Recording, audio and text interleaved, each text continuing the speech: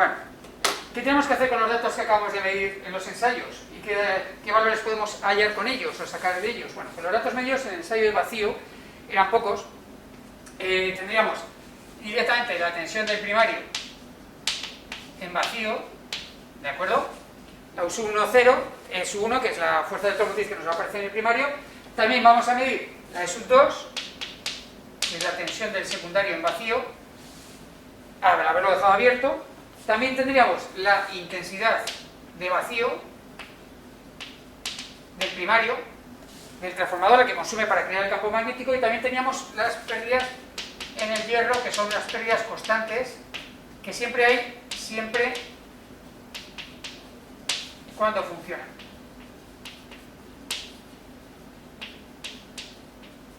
Son de pequeño valor y normalmente en transformadores grandes se pueden despreciar, pero en este que es pequeñito no se pueden despreciar esas pérdidas en el hierro. ¿Qué podemos hallar de estos datos? Pues fundamentalmente de estos dos vamos a sacar la relación de transformación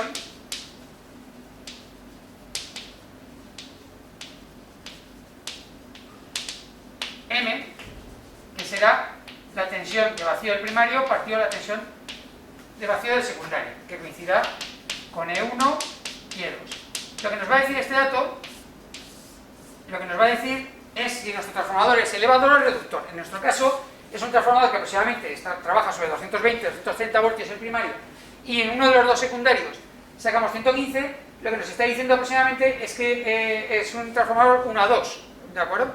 O sea, perdón, 2 a 1, que es un transformador reductor. Todos aquellos que están por encima de 1 son reductores y todos aquellos que están por debajo son elevadores. Este es un reductor a la mitad. Con lo cual tendría una M aproximadamente de 2. ¿De acuerdo? Estos son los datos que podemos hallar dentro del ensayo de vacío. No podríamos tener nada más, aunque sí que luego más adelante vamos a utilizar este dato de las pérdidas en el hierro para quitárselo de las pérdidas totales, la potencia total que hagamos en el ensayo de cortocircuito. Y también recordar que esta intensidad que aparece, que nos da aproximadamente unos 0,6, unos 0,5, 0 amperios, es para crear el campo magnético y que siempre va a existir, trabaje como trabaje el transformador, ¿de acuerdo? Entonces ahora lo que nos falta por calcular es los datos que vamos a sacar del ensayo de cortocircuito y qué hacer con ellos. Bueno, vamos a ir ahora con el ensayo de cortocircuito y los datos. Aquí vamos a sacar más datos y sobre todo vamos a hacer bastantes más cálculos. En concreto, cuando hacemos el cortocircuito, ya hemos visto que necesitamos un autotransformador, ¿de acuerdo? Y necesitamos un autotransformador para empezar desde tensión 0, ir subiendo la tensión en ese cortocircuito controlado hasta que la intensidad que está circulando por el primario es la nominal.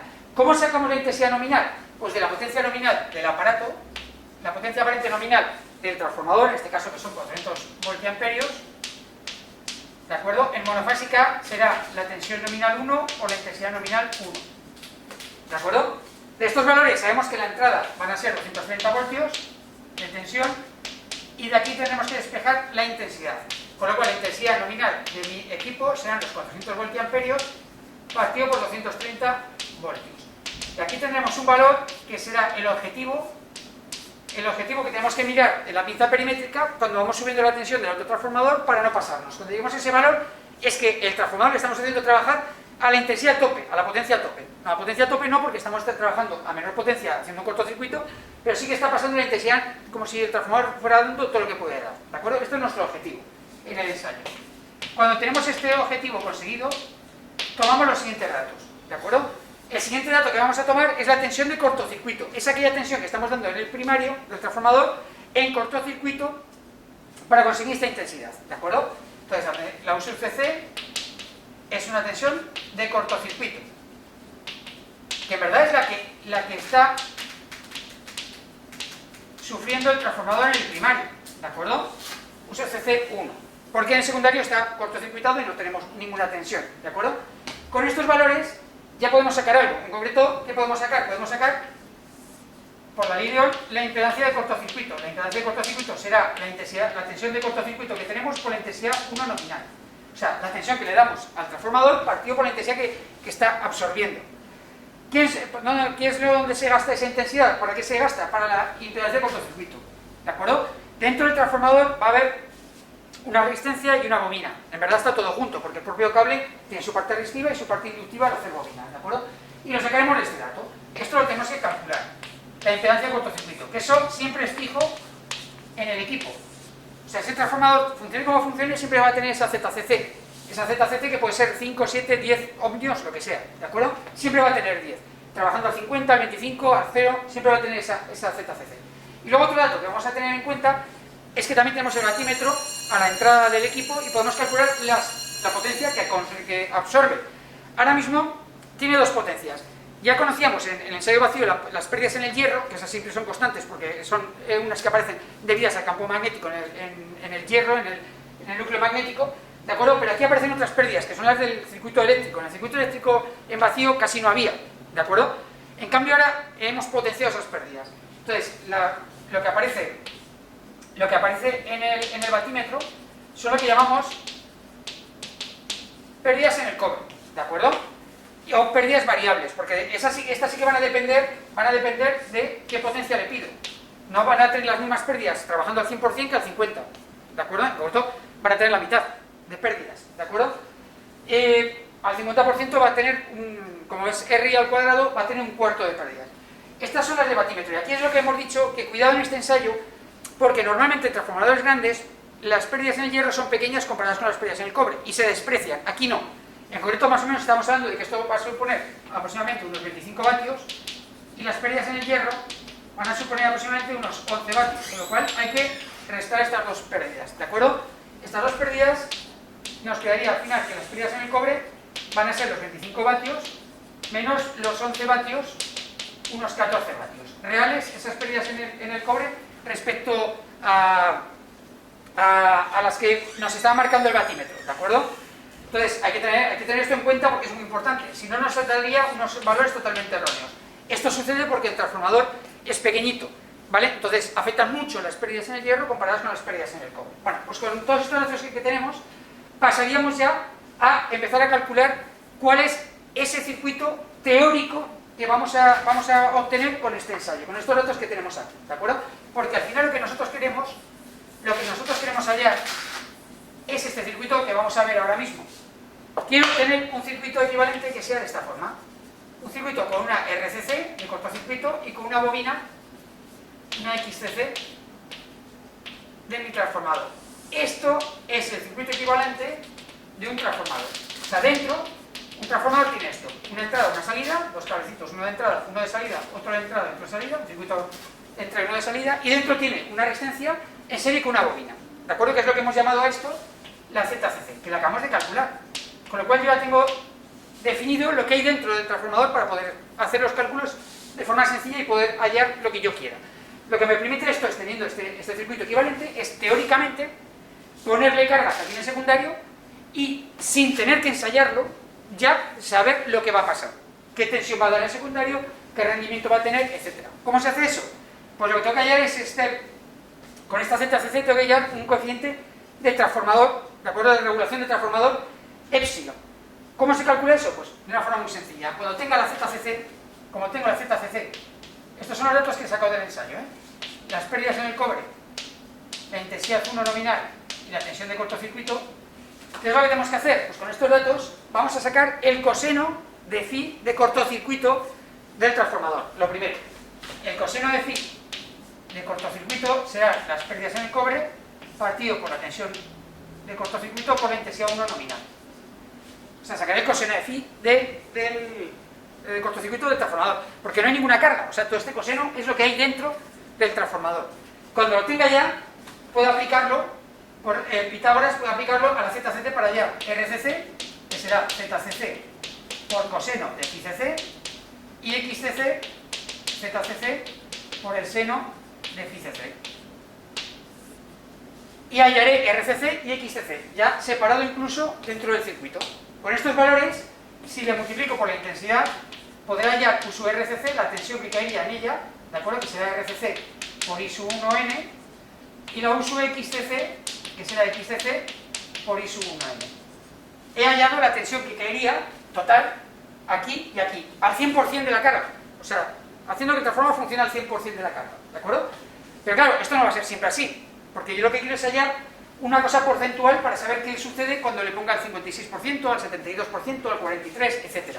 Para ello tengo que hallar no solo la U sub RCC total al 100%, sino la U sub RCC porcentual. ¿Eso cómo se hace? Pues simplemente haciendo el porcentaje respecto a la tensión del primario, que son 230. Con lo cual, de aquí, lo voy a poner aquí debajo, la U sub RCC porcentual será la U sub RCC partido por U sub N, que son 230, y por 100%. Y U sub XCC por ciento es la U sub XCC partido por U sub 1N por el 100%. ¿Vale? Y hallo valores porcentuales que me permiten que yo, si digo luego que tengo una carga al 60%, lo multiplicaré por el 60% y lo sacaré, ese dato. En concreto, para hacer ese coeficiente, ¿qué es lo que tenemos que hacer? Pues ese coeficiente, para simplificar y no tener que ir calculando con cada uno de estos valores, lo puedo hallar ya directamente. ¿Cómo sería la fórmula? Pues ese coeficiente de regulación epsilon, el tanto por ciento, sería de la siguiente fórmula. Epsilon tanto por ciento sería la U sub RCC porcentual por el coseno de phi de la carga, esto es muy importante, más U sub XCC porcentual por el seno de phi de la carga. No es el coseno de phi del cortocircuito ni el seno de phi del cortocircuito, no, es de la carga, porque también la carga que nosotros pongamos sobre el transformador nos va a cambiar la caída de tensión que tenga internamente. Con esto tendré este coeficiente de regulación, que ojo, este coeficiente de regulación es al 100%. Que si luego yo, por ejemplo, en el ensayo que vamos a hacer en la práctica, pido poner una bombilla a 100 vatios, como es de 400 voltiamperios, aproximadamente es un cuarto de carga, ¿de acuerdo? Eso que supone que a un cuarto de carga yo tendría que calcular el coeficiente de regulación a un cuarto. ¿Cuánto es? Pues muy fácil, es el de 100% partido por 4. Ahí ya meto lo que será la potencia de esa carga y a partir de aquí he metido luego el coseno. O sea, yo tengo que hallar el coeficiente de regulación al 100% y luego aplicarle qué potencia le voy a poner, ¿de acuerdo? En este caso una bombilla de 100 vatios. Cuando tenga este valor, ¿cómo consigo saber o para qué me sirve este valor? Pues para hallar la caída de tensión que va a haber dentro del transformador. ¿Cuál es la caída de tensión? Pues la fórmula de la caída de tensión que va a haber dentro del trafo sería el coeficiente de regulación a la carga, en este caso a un cuarto, ¿de acuerdo? Por la tensión de salida, en este caso es nominal, son 115, partido por 100%. Y esto me dará, imaginaos, me da 1 voltio, 2 voltios, 3 voltios. Entonces la tensión final, la tensión de salida final, la U sub de salida final, serán los 115 voltios menos la caída. Y así tendré, antes de poderlo conectar, ya tendré diseñado qué caída de tensión tendré y qué tensión voy a tener en la carga. Por si es... esto me permite en transformadores grandes decir, pues mira, si ponen tanta carga, ya no puedo alimentar a este elemento porque pierdo 20 voltios. ¿De acuerdo? Esto me permitía saber distancias, secciones, hasta dónde puedo alimentar un transformador grande en bloques de casas. ¿De acuerdo? Y nos viene muy bien porque lo hacemos de forma teórica, además muy exacta, ¿de acuerdo? Antes de conectarlo, luego lo podemos conectar y comprobar. Y aparte luego nos quedaría la parte del rendimiento.